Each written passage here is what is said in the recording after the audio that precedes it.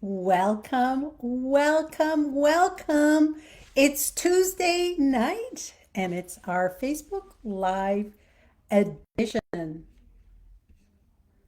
All right. So, want to welcome you to the first edition of this series I'm starting called Flip the Script. Every week we're going to take something we've been taught and look at it in from a lens of the nervous system and the nervous system science. So today we're flipping the script on positive thinking. And if you've known me for any length of time, you will know that I am actually a positive person. So I don't have anything against positive thinking. You know, when my daughter was 5 years old, she went through childhood cancer, and our oncologist would say to me every so often, Debbie, if anyone can find the silver lining, I know that you will. So, positive thinking is something that I do pretty naturally, and I don't have anything against it. But it's really about understanding how it actually works. See, we have been taught think positive, change your thoughts and change your mindset, and your thoughts will create your reality. And here, there is some truth to that. We want to think positive. But what if we have been starting in the middle of the story and not at the beginning? I want to say something to you. If you were here last week or you watched my video that I did last week, 30 minutes before I went live, I received a very difficult email. It shook me to the core. I'm actually surprised I was able to do the Facebook Live. And I was fumbling around because my nervous system, my body was still in a stress mode and I wasn't thinking properly. So immediately after I got that email, my whole body changed. First, I was shaking, literally shaking. I could feel the stress hit my body. My heart was pounding in my throat and in my chest.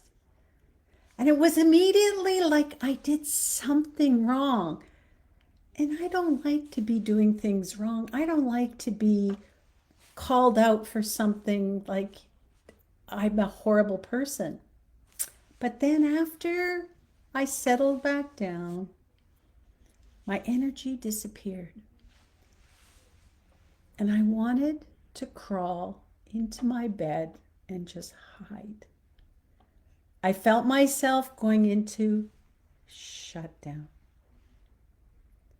You see, I felt defeated, alone, hurt. I was confused. Why would somebody say something like that to me? Like I was a failure. And there were many, many emotions that came up.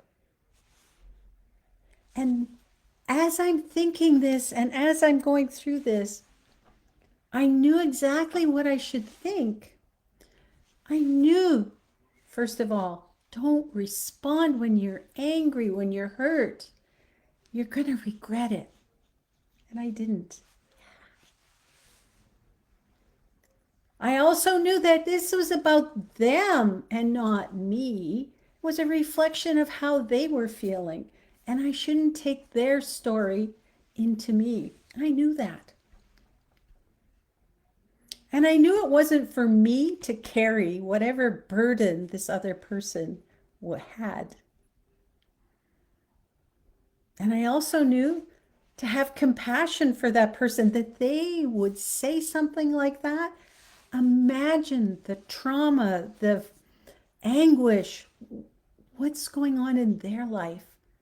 And I want to be that person with compassion. And I also thought, there's probably a lesson in this for me, that I'm going to learn something from this. So just hold on. You don't know what that lesson is now, but it'll show.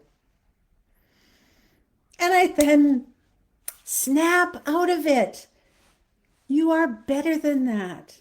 You can rise above it, and you don't quit, because right about then, all I wanted to do is quit.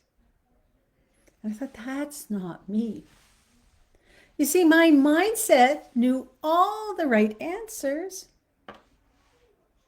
but underneath my body, it was not listening to me at all.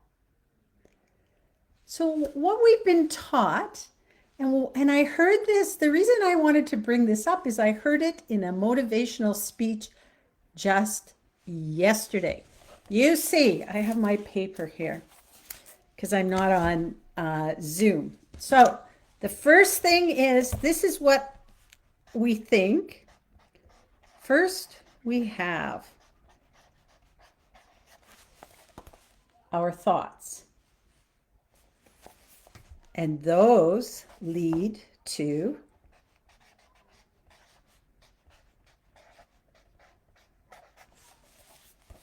our emotions. And from there,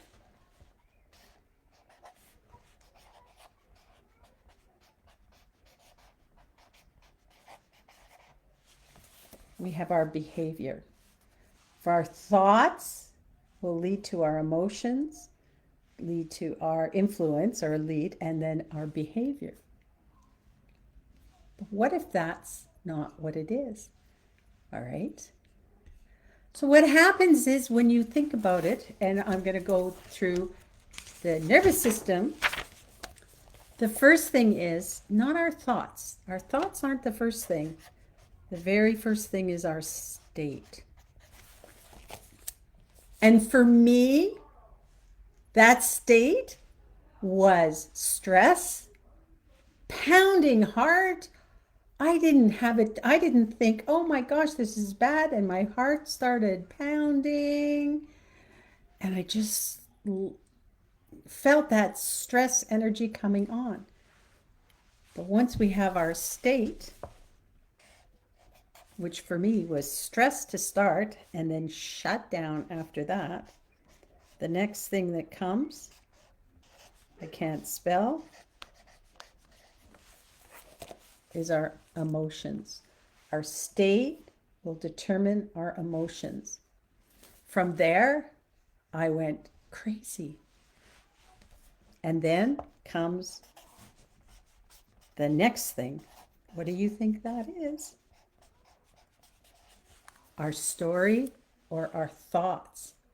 And then the final piece is our behavior.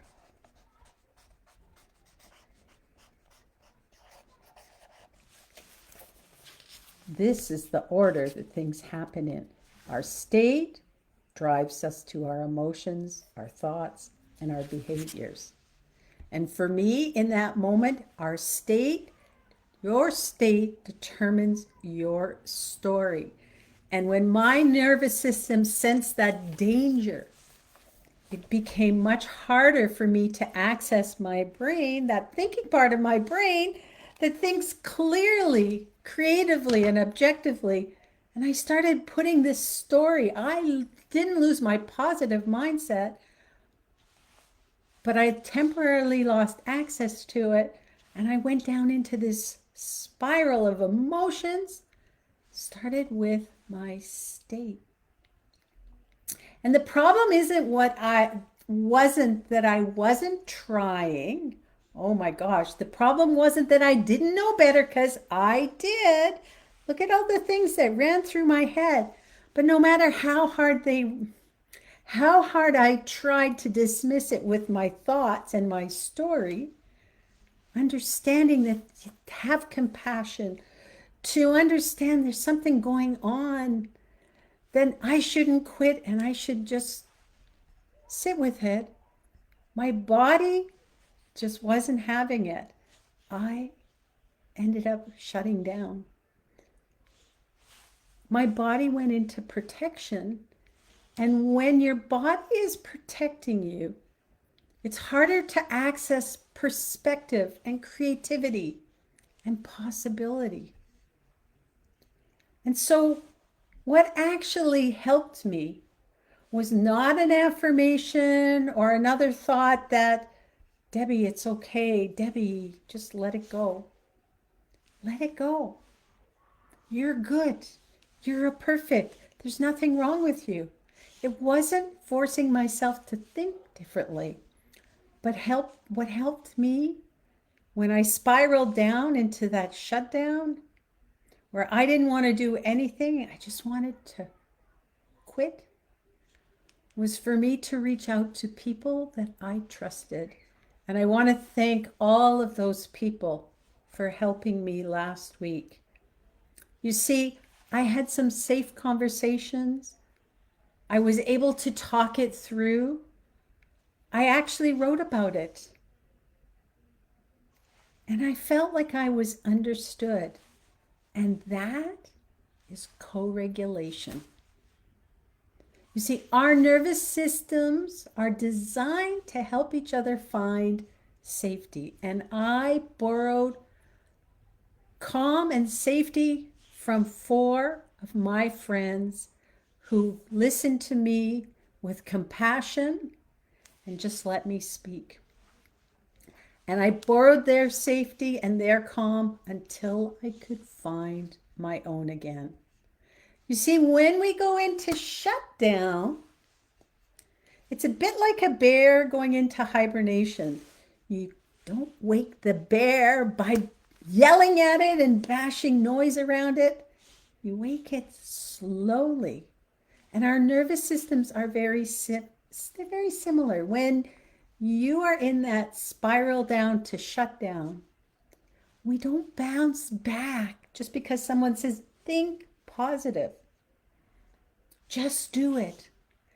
We come back through safety and connection, and by doing small things, just a little at a time, to bring that energy back online. And to be honest, it took me 4 days. 4 days of feeling sorry for myself, wanting to quit. I wanted to quit everything. I thought, what's the point? And that's okay, though, that it took 4 days. I came back. So here's your shift for the week. The next time you catch yourself saying, why can't I just think positively? Stop, take a breath, and ask yourself, what might my nervous system be needing right now? Maybe I need some movement. Maybe you need some connection, like I did with my friends, that I'm so grateful I have such beautiful friends who are safe and made me feel good. Maybe you just need to rest. Maybe you need somebody who's safe to talk to. So don't judge your thoughts. Get curious about your state, because when your body feels safe, your mind often begins to think differently all on its own. Remember, our state determines our emotions, our thoughts, and our behaviors. And if we can come back to the state, we can turn all of this around. But it can take time. Don't force it. So that's our first flip the script. Positive thinking isn't wrong. It's just not the first step. When your body feels safe, your mind can do what it was designed to do. And I'd love to know for you. Have you ever known exactly what you should be thinking, what you should be doing, but you just can't get yourself to believe it or do it? I know I should. Fill in the blank. But why can't I just do it? Remember, when you're in that space, your state determines your story. Thank you so much for listening, and we'll see you again next week. So much love.